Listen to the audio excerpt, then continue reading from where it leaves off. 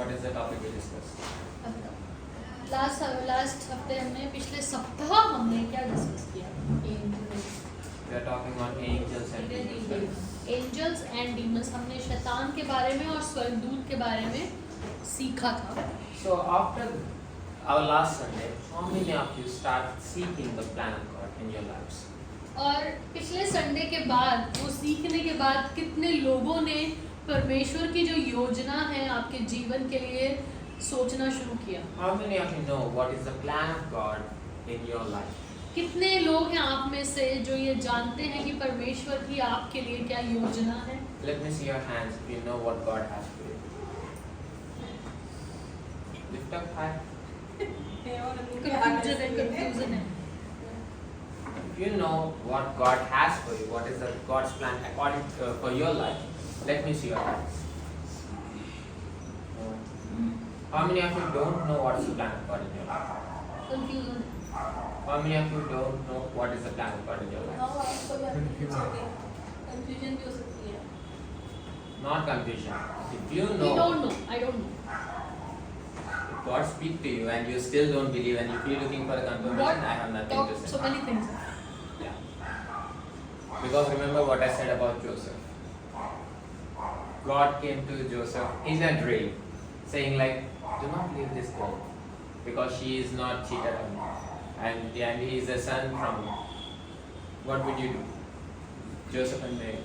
So हमने Bible में देखा कि जब जो जोसेफ थे, जो मैरी के जिनके साथ उनकी एंगेजमेंट हुई थी, जब उनको पता चला कि जो मरियम है वो गर्भवती है, और उन्होंने उनके सपने में यीशु मसीह ने आकर बोला कि जो ये मैरी है इसको मत छोड़ना क्योंकि ये गर्भवती में पवित्र आत्मा की ओर से है। How many of you will believe that? If it आप में really से happens. कितने लोग हैं अगर ये आपके साथ हो कि आपका जीवन साथी जो होने वाला है, जो होने वाली है, वो शादी से पहले गर्भवती हो जाए या कुछ चीज़ आप ऐसे देख लें और आपको परमेश्वर का आत्मा आके बोले कि जो है वो गलत नहीं है, वो परमेश्वर की आत्मा की ओर से, आप में से कितने लोग आज की स्थिति में उस चीज़ पर विश्वास करेंगे? How many of you will believe God comes to you in a dream saying that your wife is pregnant and you know that there is nothing happening? कितने लोग हैं आप में से जो विश्वास कर पाएंगे कि आप शादी से पहले आपको पता चले कि आपकी जो जीवन साथी है वो गर्भवती और परमेश्वर का आपको सपना दे, तो आप कितने लोग विश्वास करेंगे? मैं नहीं कर पाऊंगा। No one, right? But for Joseph, it's not even God, it's angel. और पर अगर आप देखेंगे बाइबल में पढ़ेंगे, जो यूसुफ थे उनको परमेश्वर यीशु मसीह नहीं आए थे सपने में, उनको स्वर्गदूत आया था सपने में और उसने ये बोला था। And if Joseph as a pastor, pastor, yeah, अगर यूसुफ ऐसे पासवान के होने के बावजूद भी he will come to the church और वो चर्च में आते हैं and tells to the pastor, और पासवान को बोलते हैं, Pastor, I had a dream. I think I seen a demon that came in the form of an angel. और आप वो यूसुफ जाते हैं अपने उस समय में अपने पास्टर के पास जाते हैं और उसको बताते हैं कि ऐसे ऐसे मुझे एक सपना आया है जिसमें स्वर्गदूत लग रहा था, पर मुझे ऐसा लग रहा है कि वो शैतान है। Because it's saying me to take the wife who cheated on me. I can't believe that it's get pregnant by the God. क्योंकि जो मुझे उसने स्वर्गदूत ने बोला कि आप उस स्त्री को अपनी वाइफ बना लीजिए जिसने मेरे ऊपर जिसने चीटिंग करी मेरे साथ, वो शादी से पहले ही गर्भवती है और मुझे ऐसा लगता है कि ये परमेश्वर की तरफ से नहीं हो सकता। Amen. आमीन। And it's just an angel. And you know what Joseph will be saying? Enemy, if you want to lie better. Because this is too much. You don't you think I am fool to believe this much? जो वो स्थिति थी उस समय यूसुफ की, कभी कोई सोच भी नहीं सकते हम सपने में कि कोई पवित्र आत्मा के द्वारा गर्भवती हो। तो उस समय यूसुफ की ये स्थिति थी कि वो शैतान को बोलता है कि कुछ आसान सा झूठ बोलता, तो ऐसा झूठ बोल रहा जो हो ही नहीं सकता। Because if enemy comes to you and if he wants to lie to you, what happens? If enemy has to, Joseph will say to the enemy, if you want to come to me in the form of an angel, at least do a better lie. और उस समय ये स्थिति थी यूसुफ की कि वो स्वर्गदूत वो शैतान को ये बोलता कि अगर तेरे को मेरे जीवन में आगे कुछ झूठ बोलना ही था तो कम से कम ऐसा तो बोलते जो सच लगता, आगे तो तू उल्टा ही बोल रहा है। Right? But that's not the case. पर ऐसा नहीं था। God spoke to Joseph through an angel, that is also in a dream once, and he believed it. और यूसुफ के साथ क्या हुआ कि उस परमेश्वर के स्वर्गदूत ने उससे सपने में आके बात करी और इस ऐसी बात के बारे में बात करी जिसका वो एक अनहोनी बात थी, फिर भी उसने विश्वास किया। And what about you? How many times God spoke to you and yet you say, no, God, if you want to speak to me, come and speak to me directly. Oh, I need a confirmation from this person. और ऐसा ही हमारे साथ कितनी बार होता है जब परमेश्वर हमसे बात करता है, बार बार बात करता है, उसके बावजूद भी कहते हैं कि नहीं नहीं प्रभु ऐसे नहीं, जब तक कोई बंदा मेरे सामने आकर ये नहीं बोल देगा तब तक मैं विश्वास नहीं करूंगा। Why are you looking for a plan that does not seen with the physical eyes? आप ऐसे क्यों परमेश्वर की योजना अपने जीवन में ऐसे क्यों ढूंढ रहे हैं जो आंखों से नहीं देखी जा From सकती? a person who you can see. जो आप किसी की आंखों के द्वारा देख सकते हैं। No, I'm नहीं, saying. you complete the statement. Actually, it's not being completed in English. Okay, what I'm saying is, why do you seeking the plan of God that is been unseen from a person who can be seen in front of your eyes? आप परमेश्वर की योजना एक ऐसे मनुष्य से के द्वारा उस मनुष्य के द्वारा देखना चाहते हैं जो आप देख सकते हो, लेकिन परमेश्वर की जो योजना है वो अनदेखी योजना है।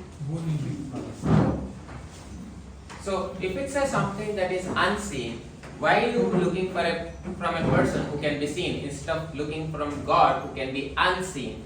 जो परमेश्वर की जो योजना है वो एक अनदेखी योजना है, तो आप उस अनदेखी योजना को किसी ऐसे मनुष्य के आंखों से क्यों देखना चाहते हैं जो आपको दिख रहा है, क्योंकि परमेश्वर की योजनाएं अलग ही हैं।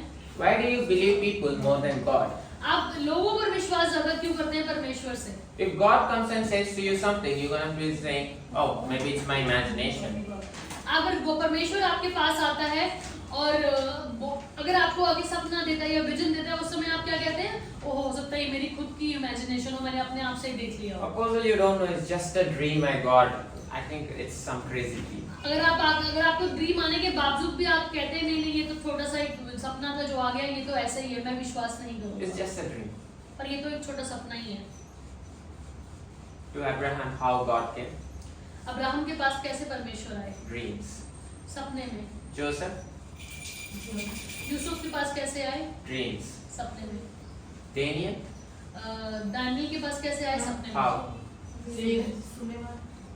Yes, to Solomon also. Even to Joseph. Many people you see in the Bible, God spoke to them in the dreams. अगर आप बहुत सारे लोगों को बाइबल में देखेंगे तो मैक्सिमम लोगों के साथ परमेश्वर ने स्वप्न के द्वारा बात करी। And the enemy knows the power of the dreams and he wants us to make sure to leave it. That's why we just say it's just a dream. Enemy has been convincing us that it's just a dream.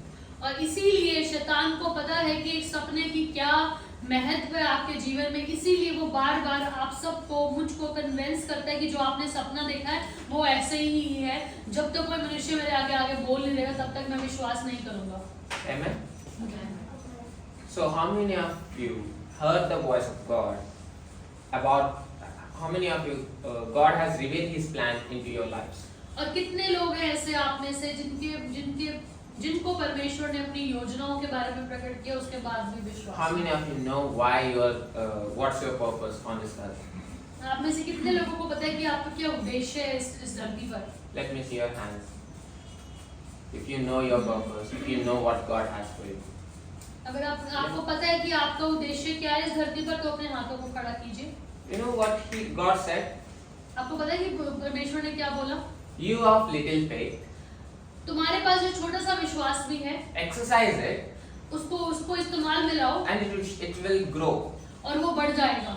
You have a little faith. आपके पास छोटा सा विश्वास है, Believe it. उस पर विश्वास कीजिए And it will manifest. और वो प्रमाण होगा। The person who believes it, to him everything is possible. क्योंकि जो इंसान विश्वास करता है उसके लिए सब कुछ पॉसिबल है, मुमकिन है। If you have a seed, अगर आपके पास छोटा सा दाना है, बीज है, do not neglect it. Rather sow it in the ground उसको देखा मत कीजिए पर उसको भी बोइए and water it. और उसको पालिए। The more you water it, और जितना आप उसको सींचेंगे it's gonna start growing step by step. बढ़ता जाएगा बढ़ता जाएगा बढ़ता जाएगा। And whenever I ask what is the plan of God in your life, do you know? और जब भी मैं ये पूछता हूँ कि आपके जीवन में परमेश्वर की क्या योजना है, Don't be like this. आप ऐसे मत करिए। छोटा सा Even you are of little faith, अगर आपके पास थोड़ा सा भी विश्वास है, lift it like this अपने हाथ को ऊंचा and उठाइए say that God has spoke to me. और आप बोलिए कि परमेश्वर ने मुझसे बात करी है। In the worship, we lift up our hands like this normally. और अपनी आराधना में हम अपने दोनों हाथों को स्वर्ग की ओर उठाते हैं। But right now we living in a comfort zone where we can lift like this or we can even sit. और अभी हम एक बड़े कंफर्ट जोन में जहाँ पर अपने हाथों को मधुरा उठा रहे हैं। Where is the gratefulness? कहाँ है आपकी धन्यवादित हृदय? So anyways, that's not the topic. पर ये मेरा आज का टॉपिक नहीं है। Last time we were talking on the demons, right? हम पिछले सप्ताह हमने शैतान के ऊपर बात करी। I want to connect the nature of God with the demons. मैं आज का जो शीर्षक जो मेरा उद्देश्य है आपको सिखाने का कि जो मैंने पिछले संडे मैंने स्वर्गदूतों की बात करी, पिछले संडे मैंने शैतान की बात करी। आज मैं उन दोनों सप्ताह की टीचिंग को परमेश्वर के हृदय से आज उसे लिंक करूंगा। How many of you been keep on praying, God, I want this, I want this, I want this. That is. आप में से कितने लोग हैं जो ये प्रार्थना कर रहे हैं, प्रभु मुझे ये चाहिए, मुझे ये चाहिए, मुझे ये चाहिए। And you think like God is not giving it to you. और आपको लगता है कि परमेश्वर आपको दे नहीं रहा। How many of you? कितने लोग हैं? Let me ऐसा ask कोई नहीं you. है कि मिल नहीं रहा मुझे। Why God is not answering your prayers? आइए मैं आपको बताता हूँ कि परमेश्वर आपकी प्रार्थनाओं को उत्तर क्यों नहीं दे रहा। Why He is not? ऐसा क्यों नहीं हो रहा? But first, let's go to the demons. There's a demon named Legion. आइए इससे पहले मैं आपको ये बताऊं तो उससे पहले मैं आपको एक शैतान के पास लेके चलता हूँ जिसका नाम लीजन था। हिंदी में क्या था? बड़ी जाति जो है सेना के पास लेके चलता हूँ जो शैतान को सेना बुलाया गया क्योंकि वो बहुत सारे थे। It's so shame that enemy knows our Father better than us. ये हमारे लिए बहुत शर्म की बात है कि जो शैतान है उसको परमेश्वर के बारे में ज्यादा ज्ञान है हमसे। There is a time Jesus was preaching to the 5,000 people. एक समय था जब यीशु मसीह 5,000 लोगों को उपदेश दे रहे थे। And he loved a person, so he had to take a boat, and there was a storm that came on his way. वो इतना प्रेम करते थे एक मनुष्य से कि उन्हें वहाँ जब वो प्रीच कर रहे थे उन्होंने एक नाव ली उस पार जाने के लिए और रास्ते में वहाँ पे तूफान भी आया। He left the 5,000 people and he started his journey towards that man, and there was a storm. और उसने यीशु मसीह ने उस समय क्या किया कि 5,000 लोगों को जिनको वो समय उपदेश देते छोड़ के एक बोट ली, उसमें गए क्योंकि वो उस पार जो मनुष्य था उससे बहुत प्रेम करते थे। To rescue one man एक मनुष्य को बचाने के who लिए has been chained. और जो बहुत सारी बेड़ियों से जकड़ा हुआ था। Chained by all the people in the town. वो जितने भी लोग वहां पर थे उन सब के द्वारा उन बेड़ियों में बांधा गया था। And do you know what's the name of the town? आपको पता है उस शहर का नाम क्या था, उस गांव का नाम क्या था? Decapolis. डेकापोलिस। Meaning 10 cities. उस अगर आप गहरे में जाएंगे और उस गांव के नाम का मतलब समझेंगे तो उसका मतलब है 10 शहर। That means 10 people of 10 cities thought like this man is demon possessed and they changed him. And you now imagine about his situation. अगर आप ये देखेंगे कि उसमें ये सिचुएशन थी कि उस 10 शहरों के लोगों ने उस मनुष्य को ये सोचकर बांध दिया था कि वो शैतान से जकड़ा हुआ है। But God always go for the one who is lost. पर परमेश्वर जो है वो उसको ढूंढने जाता है जो एक खोया हुआ है। Just like in his parable he said, I leave the 99 sheep just to go for the one sheep. That was जैसे कि lost. वचन में लिखा हुआ है कि मैं 99 को छोड़ अपनी एक भेड़ को ढूंढने जाऊंगा। So now he went to the person अभी वो उस पार जाता है उस मनुष्य के लिए। after the storms, after everything. उस सब जो तूफान आता है रास्ते में सबसे पार करते हुए यीशु मसीह उस पार पहुंचता है। And now enemy came, the legion came and started begging Jesus, Jesus, it is not our time yet. और उस समय क्या होता है अगर आपने एक मिनट इसको डोरेमोन को कहते कर लो इधर आओ, डोरेमोन को इधर ले देखो। Where is the He is disturbing and everyone is talking, people are distracted. उसको आगे बुला रहे हैं पास। भाग गया वो? He is not here. She is talking then. क्या हुआ कि अगर आप उसमें आगे पढ़ेंगे कि जब यीशु मसीह वहां पर पहुंचा उस मनुष्य के सामने, उस मनुष्य के अंदर जो शैतान थे उन्होंने यीशु मसीह के आगे भीख मांगनी शुरू कर दी कि तू क्यों हमें सताता है। Many of us think like, okay, it's God nature about the God does not answering our prayers because it does not incline with the God's voice. Sorry? Some of you think like God is not answering my prayers because it does not incline with the God's voice. हम लोग में से बहुत लोग ये सोचते हैं कि परमेश्वर मेरी प्रार्थनाओं को इसलिए नहीं सुन रहा तो क्योंकि वो परमेश्वर की इच्छा के अनुसार नहीं है। You don't know, Apostle, my prayer request is so selfish. Maybe that is why God is not answering. हम उस समय अपने आप पर दोष लगा रहे होते हैं कि शायद मेरी प्रार्थना बहुत ही ज्यादा सेल्फिशनेस से भरी हुई है, इसलिए परमेश्वर मेरी प्रार्थना को नहीं सुन रहा। Enemy is a liar. आपको पता है शैतान झूठा है। Here, enemy coming to Jesus and asking, send us to these pigs. और उस समय अगर आप उस पूरे पैराबल को पढ़ेंगे, वहां पर आकर शैतान यीशु मसीह से भीख मांग रहा होता है कि हमें इसमें से निकाल मत, हमें मार मत, मुझे उन सूअरों की झुंड में भेज दे। 3,000 pigs. जो 3,000 सूअर थे उनमें मुझे भेज दे। That means it's like a big economy of the state. इसका मतलब कि जो वो शैतान थे वो बहुत सारे थे।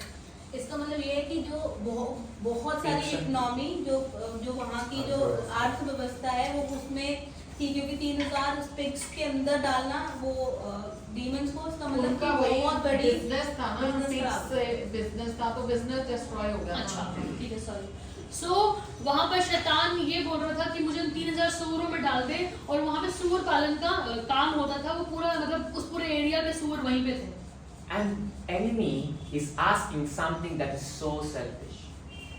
और वहां पर शैतान ऐसा कुछ मांग रहा था जो बहुत ही सेल्फिशनेस से भरा हुआ था। In other words, enemy is asking God, God, give us this 3,000 pigs and I will destroy it. और वहां पर शैतान एक्चुअली में एक आन प्रदान कर रहा था, लेन देन कर रहा था परमेश्वर से कि अगर तू मुझे इसमें से निकाल रहा है, इस मनुष्य में से, मुझे उन 3,000 सूअरों में भेज दे ताकि मैं उनका नाश कर पाऊं। Only in the Bible, that's the only demon who requested Jesus. और अगर आप देखेंगे पूरी बाइबल में पहली जगह जहां पर शैतान ने यीशु मसीह से रिक्वेस्ट करी। And you know why demon requested? आपको पता है कि वहां पर शैतान ने क्यों ऐसा किया? He knows the nature of God. क्योंकि वो परमेश्वर के हृदय को जानता था। We keep our assumptions thinking like, okay, God won't answer my prayer if my prayer is selfish, or if I pray like this, if I pray like that. हम बहुत बार अपने आप पर दोष लगाते हैं कि शायद परमेश्वर मेरी प्रार्थना इसलिए उत्तर नहीं करेगा क्योंकि मेरी प्रार्थना सेल्फिशनेस से भरी हुई है, पर ऐसा नहीं है। Maybe I am in a sin, that's why God is not answering my शायद मैं prayer. पाप में हूं, इसलिए परमेश्वर मेरी प्रार्थना को उत्तर नहीं कर रहा। I am not worthy to ask, even pray to Him. और मैं इस लायक नहीं हूं कि परमेश्वर से प्रार्थना कर पाऊं मैं। Enemy knows better. आपको पता है शैतान इससे ज्यादा, आपसे ज्यादा परमेश्वर को जानता है। Enemy knows better. शैतान आपसे ज्यादा परमेश्वर को जानता है। He requested Jesus, and guess what? Jesus accepted the request. आपको पता है वहां पर शैतान ने वहां से परमेश्वर से बिजनेस लेना देना किया, और वहां पर यीशु मसीह ने उसके रिक्वेस्ट को मान लिया। I am telling you that there is a selfish request that was made by demons, which is making people sins, and Jesus accepted the request from that many demons. I want to highlight here that अच्छा, शैतान ने भी यहाँ पर, आप सोचिए कि जो ये यहाँ पर जो शैतान ने जो रिक्वेस्ट करी थी वो सेल्फिशनेस से भरी हुई थी, और वहां पर परमेश्वर ने एक शैतान की रिक्वेस्ट को मान लिया। He is accepting the request of a person. वहां पर उसने उस इंसान की रिक्वेस्ट को माना। Or legion means 12,000 demons. और 12,000 शैतानों की बात को माना। He accepted the request of 12,000 demons. उसने 12,000 शैतानों की रिक्वेस्ट को मान लिया, And it for a very selfish reason. और बहुत ही गलत उद्देश्य के लिए। Who does not say, who is not just involved in the sin, but also make others sin. और ये ऐसा शैतान था, वो इतना बुरा शैतान था। यहाँ पे ना भाई एक कंपैरिजन दिखा रहे हैं आपको कि यहाँ पर परमेश्वर ने एक शैतान की बातों को माना, 12,000 शैतान की बातों को माना, कि जो सिर्फ खुद ही पाप नहीं करता, दूसरे लोगों को भी पाप में डालता है। And God answered. और परमेश्वर ने उत्तर दिया। And you come to the church. और आप चर्च आते हैं, And you will have all to one sin. और आप एक पाप कर लेते हैं Or you think like, oh, maybe I'm too selfish, God is not answering. और आप सोचते हैं यहाँ पर कि मैं बहुत ही सेल्फिशनेस से भरा हुआ हूँ, तब परमेश्वर मेरी प्रार्थना को नहीं सुन रहा। मैं रिपीट करती हूँ भाई ने क्या बोला यहाँ पर भाई आपको क्या दिखाना चाह रहे हैं कि हम बहुत सारे लोग ये सोचते हैं कि मैं पाप से भरा हूँ या सेल्फिशनेस से भरा हूँ, इसलिए परमेश्वर मेरी बात को नहीं सुन रहा, जो मैं परमेश्वर का बेटा और बेटी हूँ। पर यहाँ पर बाइबल में परमेश्वर ने शैतान की बात को माना, जो सेल्फिशनेस से भरा हुआ था। वो 12,000 एक शैतान नहीं था, आप एक के पाप के बारे में सोच रहे हैं, वहाँ पे 12,000 शैतान थे जो खुद पापी थे और दूसरों को भी पाप करने से मजबूर करते थे। उसकी बात को माना, तो आपकी बात को क्यों नहीं मानेगा? If God answered the request of Legion, how much more He gonna answer you? अगर परमेश्वर उस शैतान की बात को मान सकता है, 12,000 शैतानों की बात को मान सकता है, तो उससे कितना बढ़कर आपकी बात को मानेगा। And you know what else? और आपको पता है इसके अलावा This Legion has been torturing his loved one from so many years. और पता है ये शैतान वो आप में से कोई किसी को सता नहीं होगा, फिर भी आप अपने ऊपर दोष लगाते हैं कि परमेश्वर मेरी बात को नहीं मानेगा। पर ये शैतान वो था जो खुद पापी था और उस बहुत समय तक यीशु मसीह के प्रिय लोगों को सता रहा था। And he answered. फिर भी यीशु मसीह ने वहां पर उसकी बात को माना। Lucifer himself went to the throne of God and requested about Job, and God answered. और आपको अगर आप अय्यूब की पुस्तक को पढ़ेंगे तो जाकर शैतान ने परमेश्वर के सिंहासन के सामने बोला कि मुझे तेरा पुत्र चाहिए अय्यूब, ताकि मैं उसकी परीक्षा कर सकूं, और तब भी परमेश्वर ने उत्तर दिया हाँ। And yet here we are, we believe that God won't answer it unless it is His will. और यहाँ पर हम लोग हैं कि जो अपने ऊपर दोष लगाते हैं कि परमेश्वर मेरी प्रार्थना को उत्तर नहीं देगा। Turn it on. Why just getting turned off always? I did not turn it on. I did twice. I think it doesn't have a battery or what. No, it is not connected. That's true. Thank you, Jesus. That's what I was getting that day on the prayer and message at 4 a.m. in the Yes. morning. And I was surprised when you messaged that in the group because God is dealing me with that topic. Can I share that? Yes. So परसों सुबह मैंने सबने मेरा एक message देखा था। मैं 4 बजे जब ऑफिस लॉग ऑफ हुआ तो मैं प्रार्थना कर रही थी और मैं किसी चीज़ के लिए प्रार्थना कर रही थी। तो परमेश्वर ने मुझे कहा कि हम और बहुत सारे लोग हैं जो लिखते हैं कि ये चीज़ मेरी प्रार्थना का उत्तर है, वो चीज़ मेरी प्रार्थना का उत्तर है, पर मैं तेरी प्रार्थना का उत्तर नहीं देता हूँ। मैं तो ऑलरेडी तुझे देना चाहता हूँ कि हमें लगता है कि परमेश्वर मेरी प्रार्थना को, मतलब बिफोर इवन हम मांगने से पहले ही वो हमें देता है। तो गॉड कह रहा था कि छोड़ दे मांगना, डोंट वेस्ट योर टाइम कि तुम बैठ के प्रार्थना में मांग रही है या कह रही है किसी के बारे में, अपने बारे में। Just praise me for who I am in your life, that I am your everything. मैं तेरे लिए सब कुछ हूँ। तो मेरे उस समय को अगर मैं जैसे पीटर परमेश्वर में पीटर के सामने बोलूँ पीटर मुझे ये दे दे, पीटर मुझे वो दे दे, पर मैं उस जद्दोजहद में ये बोल रही हूँ पीटर कौन है, मैं उसकी प्रेजेंस को वहाँ पर एंजॉय करूँ कि मेरा बाप है जो खुदा राजाओं का राजा है। तो परमेश्वर मुझे ये कह रहा था, शायद आज का वचन भी हुई। Amen. So, answer. You think like I am living in so much sin that God does not love me anymore. और इसीलिए हम बहुत बार अपने आप पर दोष लगाते रहते हैं कि मैं इतने पापों में जी रहा हूँ और परमेश्वर मुझसे प्यार नहीं कर रहा। God loved you when you were in sin. परमेश्वर आपसे तब प्यार करता था जब आप पाप में ही थे, और पाप में चल भी रहे होते हैं तब भी परमेश्वर हमसे प्यार करता है। And you think like if sin does not stop God from loving you, how do you think your sin can stop God from answering you? अगर आपका पाप परमेश्वर को आपसे प्यार करने से नहीं रोक पाया, तो आपको ऐसा क्यों लगता है कि आपका पाप परमेश्वर को आपकी प्रार्थनाओं का उत्तर देने से रोक पाएगा? God told me one thing. He said, I did not make my people for the prayers. I did not make my people to pray to me. परमेश्वर ने कहा कि मैंने अपने लोगों को इसलिए नहीं बनाया कि वो मेरे से प्रार्थना करें। I'm still exploring what the roots, Greek roots and in the original roots, what God meant by pray. और आज मैं अभी भी मैं आजकल इसी चीज का अध्ययन कर रहा हूँ पुरानी भाषाओं में, हिब्रू में और ग्रीक में, कि परमेश्वर का प्रेयर से क्या मतलब था। He always asks us to pray, pray, pray. और हमेशा उसने बाइबल में लिखा है प्रार्थना प्रार्थना But प्रार्थना। God said we are not made to pray. पर परमेश्वर कह रहा है कि मैं तुम्हें इसलिए नहीं बनाया कि तुम प्रार्थना करो। and once the revelation is fulfilled, I will let you know. और मैं इस चीज में मैं यहाँ पे क्या कहना चाह रहा हूँ कि बाइबल में हर जगह लिखा है प्रार्थना प्रार्थना प्रार्थना, पर एक जगह ये भी लिखा है कि मैंने मनुष्य को इसलिए नहीं बनाया कि वो प्रार्थना करे। तो मैं इस चीज का अध्ययन कर रहा हूँ, जब मेरी प्रकाशन पूरा हो जाएगा मैं आप लोगों के साथ शेयर No, करूँगा। God voice came to me, अच्छा not a verse. Okay, pray तो लिखा है बाइबल में, पर परमेश्वर ने मेरे को आवाज के द्वारा ये बताया कि मैंने अपने लोगों को इसलिए नहीं बनाया कि वो मेरे से प्रार्थना करे।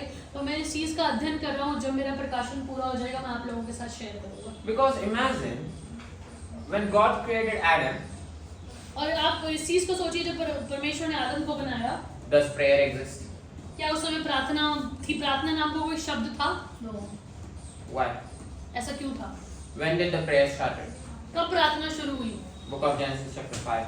आइए उत्पत्ति 5 में चलते हैं। Chapter 4, sorry. उत्पत्ति 4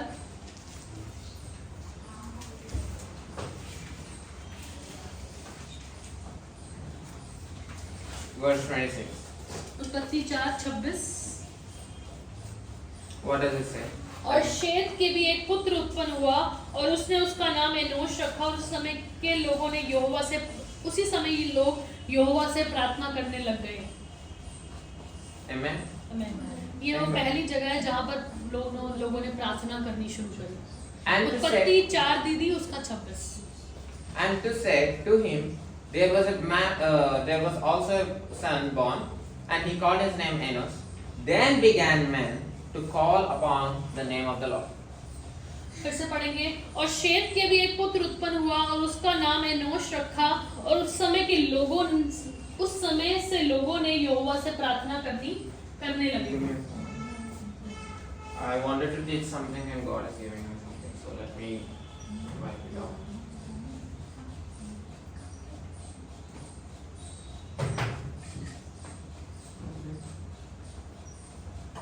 I want to take you guys somewhere.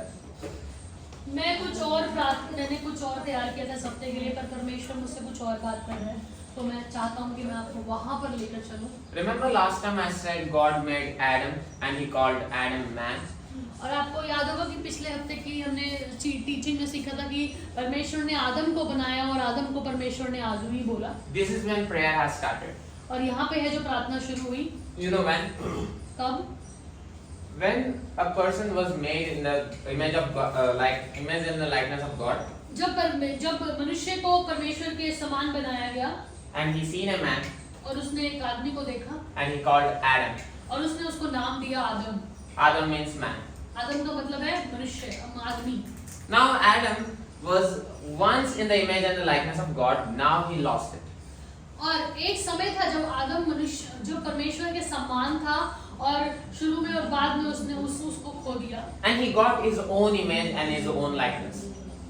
और वो उसने उस समय क्या हुआ कि जब मैं दोबारा से बताती हूँ, जब आदम को बनाया तो परमेश्वर ने कहा मैंने मनुष्य को अपने समान बनाया है, पर जब उसने पाप किया तो उसने परमेश्वर की समानता को जो उसमें परमेश्वर में कॉमन था उसको खो दिया। So when Adam, the person who knows God, जो आदम था जिसने परमेश्वर को जाना and lost it, और उसने खो दिया, and he seen a man, he created a man, और उसने एक मनुष्य को बनाया, and he called his name Seth, और उसने उसका नाम शेत रखा, means appointed. और शेत का मतलब है चुना हुआ। Adam means man, right? आदम का मतलब है आदमी, और शेत का मतलब है चुना हुआ, appointed, right?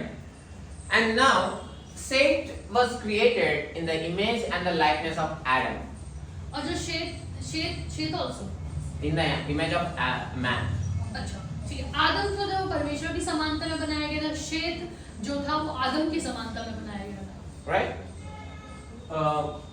Seth was in the image and the likeness of a man.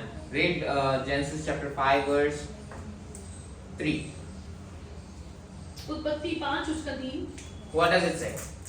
Adam lived 130 years and begat a son in his own likeness, not in the likeness of God, in his own likeness, after his image, and he called his name Seth. He called his son Seth. जब आदम 130 वर्ष का हुआ तो उसके द्वारा उसी की समानता में, उसी के स्वरूप के अनुसार एक पुत्र उत्पन्न हुआ, उसका नाम शेत रखा। There are three types of people 3 तरह के मनुष्य होते हैं who are in the image and the likeness of God, जो परमेश्वर की समानता में होते हैं। And the second thing is backsliders. Ones who knows God, now they lost it. और एक दूसरे के लोग होते हैं जिन्होंने परमेश्वर को जाना और फिर ठोकर खा ली और पीछे हो गए। And third one is man. It's let's say non-believers, people who are in the image and the likeness of Adam. और तीसरे के लोग होते हैं जो परमेश्वर की समानता में तो होते हैं फिर भी वो परमेश्वर में नहीं होते। Backsliders you explained, right? Man means we are created in the image and the likeness of man, just like Seth. पहला मनुष्य जो परमेश्वर की समानता में है और दूसरा समानता में है पर वो फिर भी परमेश्वर को नहीं मानते और तीसरा वो भी समानता में पर वो विश्वासी नहीं होते। Not non-believers. They are created. When we are born, we are created in the image and likeness of a man, not in the image of God. जब हम पैदा होते हैं तो हम एक इंसान के स्वरूप में पैदा होते हैं, ना कि परमेश्वर के। Right? But Adam, the backsliders, they know God. There was once a time where they were in the image and the likeness of God. Now they lost it, and we call them backsliders, right? और जो बैकस्लाइडर वो होते हैं जो एक समय में परमेश्वर को जानते थे, उसके स्वभाव को जानते थे, उसके बावजूद भी वो परमेश्वर में पीछे हो गए, उनको हम बैकस्लाइडर। And Christians who are in the image and the likeness of God. जो मसीह होते हैं जो परमेश्वर की समानता में हैं, I mean true Christians, not जो everyone. सच्चे विश्वासी हैं। So when Christians see form a person and they call this person man, means Adam. अगर जो एक मसीह लोग हैं जो किसी मनुष्य को देखते हैं उसको वो आदमी बोलते हैं। But if you go to backsliders, they were once in the image of God and now they lost it, and go and ask them anything. They will always say, I will come to God in the right time, in appointed time. When the appointed time comes, everything will happen. अगर आप आज उन लोगों के पास जाएंगे जिन्होंने यीशु मसीह को जान के उसको भुला दिया, उसको छोड़ दिया, वो आपको यही कहेंगे कि एक समय आएगा जब मैं परमेश्वर के पास आऊंगा, एक सही समय होगा जब मैं जान जाऊंगा परमेश्वर को। And Seth was formed in the image and the likeness of a man. जो सेठ था वो मनुष्य की समानता में बनाया गया था। He doesn't know the image and the likeness of God. वो परमेश्वर की स्वभाव को और उसके चरित्र को नहीं जानता था। And he created a man. और उसने एक मनुष्य बनाया। And he named him Enos. और उसने एक मनुष्य बनाया जिसका नाम उसने एनोक रखा। Enos. इनोश। You know what Enos means? आपको पता है इनोश का मतलब क्या है? Mortal. मतलब संसारिक, अमर, जो मरता नहीं। The person who is in the image and the likeness of God seen a person and said, Adam, man. But the person who was created in the image and the likeness of a man, from a worldly perspective, he sees the same person and says, mortal. And where is the middle one? There is no middle one. पहले आदम था जिसको पहले परमेश्वर ने आदम को बनाया अपनी समानता में और परमेश्वर ने उसका नाम आदम रखा जिसका मतलब है फर्स्ट का मतलब क्या है? मैन। उसका मतलब मान। उसके बाद उस आदम ने अपनी समानता में एक मनुष्य को बनाया जिसका नाम शेत रखा और जो वो मनुष्य था जो अपनी ही समानता में बना उसने एक मनुष्य को बनाया जिसका नाम उसने एनोश रखा जिसका मतलब है अमर। And now let's read Proverbs 26. Proverbs 3:26. No, 4:26. And to say, to him there was also born a son. He called his name Enos, meaning mortal. Then men began to call upon the name of the Lord. 4:26 Yeah. और यहाँ पर हम पढ़ेंगे नीति वचन 4:26 नहीं 4:26 Yes. No, it's not different. Proverbs. Genesis. Same words that we read before. शेष के भी एक पुत्र उत्पन्न हुआ और उसने उसका नाम एनोश रखा। उसी समय से लोग यहोवा से प्रार्थना कर रहे थे। When did the prayer began? जब शेत ने अपने समान एक मनुष्य एनोश पैदा And who is Enos? mortal Amar. The moment people started thinking they are mortals, that's when the prayer began. और यहाँ पर ये बताने का मेरा मकसद ये है कि लोगों ने कब प्रार्थना करनी शुरू करी पहली बार जब उन्होंने सोचा कि हम अमर हैं। Man and mortal seem so same, but yet they are two different words. अगर आप देखेंगे इंग्लिश में मैन और मोर्टल दोनों का एक सिमिलर सा मीनिंग लगता है पर बहुत ही अलग है। If you are in the image of God, you see the person for who he is. अगर आप image of man, image of God. अगर आप परमेश्वर की समानता में हैं, अगर आप एक मनुष्य को देखेंगे तो आप जान पाएंगे कि वो कौन है। And he called her woman. और उसने उसका नाम औरत रखा। Right? But now the person who was created in the image and likeness of man और अब वो मनुष्य है जिसको मनुष्य की समानता में बनाया गया and calls her mortal. और उसको देखा तो उसने उसको अमर बोला। Mortal means the one who dies. Who never dies. Who never dies. Immortal means who never dies. Mortal means the person who dies. नश्वर मनुष्य, नाश होने। Mortals, immortals. I'm saying mortal means the person who dies. Mortal is Amar, basically the one who doesn't die. I think Nashman. No. नश्वर मनुष्य। Check. Immortal means the person who never Immortal dies. means who never Immortal dies. means Amar. Sorry. Mortal means the person who dies. अच्छा तो उसने नाम ही उसको वो दिया था। अमर थोड़ी नाश में Yep. हम गलत टीचिंग कर रहे हैं। शेत ने जिस मनुष्य को बनाया उसका नाम उसने मोटल रखा, मतलब जो नाशमान मनुष्य है। और जब शेत पैदा हुआ उसी समय से लोगों ने प्रार्थना कर, वो पहला समय था जिस समय लोगों ने परमेश्वर से प्रार्थना करना शुरू किया।